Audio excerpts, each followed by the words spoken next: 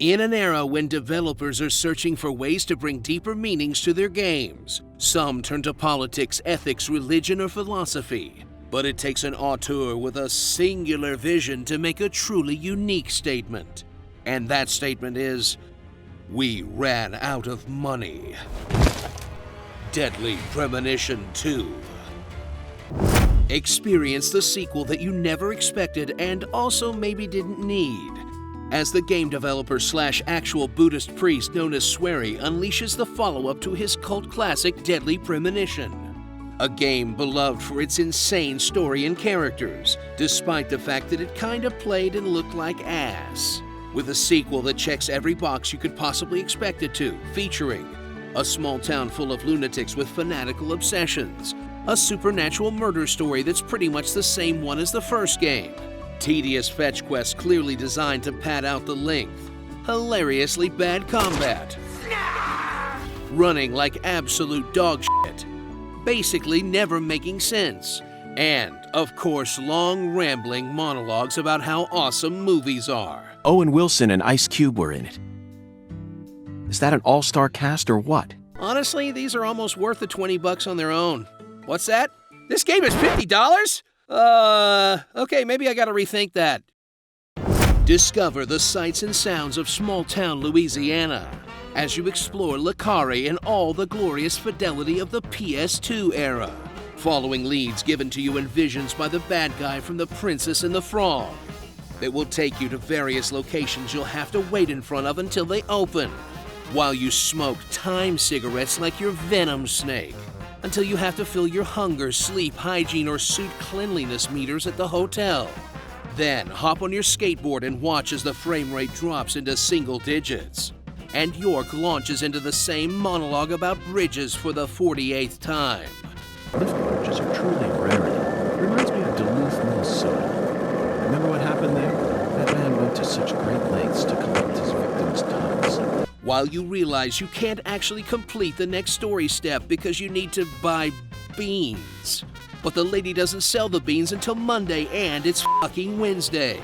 So you either have to spend all that time figuring out the poorly described side quests and skipping stones, or hope you've grinded up enough cash to pay for forcing York into a week-long coma.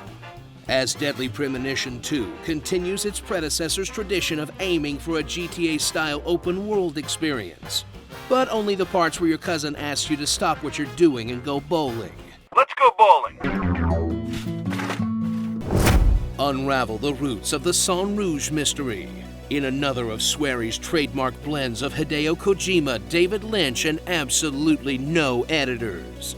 As Deadly Premonition 2 mixes a current-day frame story where Zack, who is also York, just roll with me here, recalls his first run-in with a supernatural drug to 2 FBI agents, wherein York meets a bunch of complete weirdos who explain their reason for living to him in great detail, before getting blood sacrifice turned into monsters or some combination of both.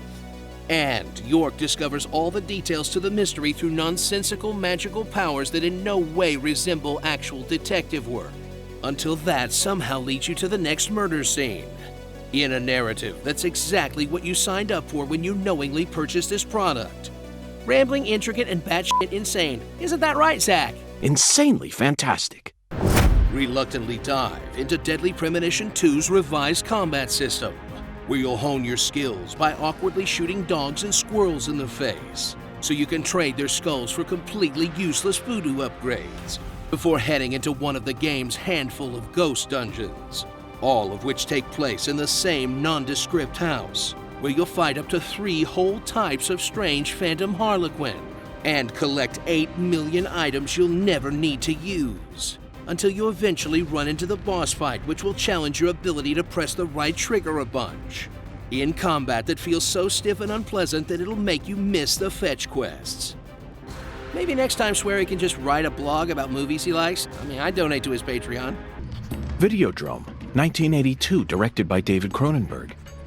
At the time, it was seen as a hard movie to digest for normal moviegoers, but now it's become a cult classic. So sit down with a hot cup of coffee And get ready to experience a deadly premonition of what can happen when a game's reach far, far exceeds its grasp and truly tests the limits of what fans will go through to support something unique. And by unique, I mean exactly like the first one. Well, Zach, that was anticlimactic. Starring Double Dale Cooper, April Gadget, Lana! Paul Pizzamatti, Mike TV, Questionable Racial Stereotype, Are You Winning Son, Danny McBride, Lenny, Professor X, Chromosome, and various insane yokels. Don't pre-order 2. Do better than this, guys. You know, as bad as this game is, this poorly animated jazz is incredible. Tell us what you'd like to hear in my honest voice in the comments below. Chibi Chibi Robo Bo, Tiny Robot Go Go Go. You steal my cheese, you get my knees. Who lives in a pineapple under the pineapple under the pineapple under the pineapple under the sea? There's a nuke in dim woods. I will put 1 drop of water in your house every day until you succumb to the ocean.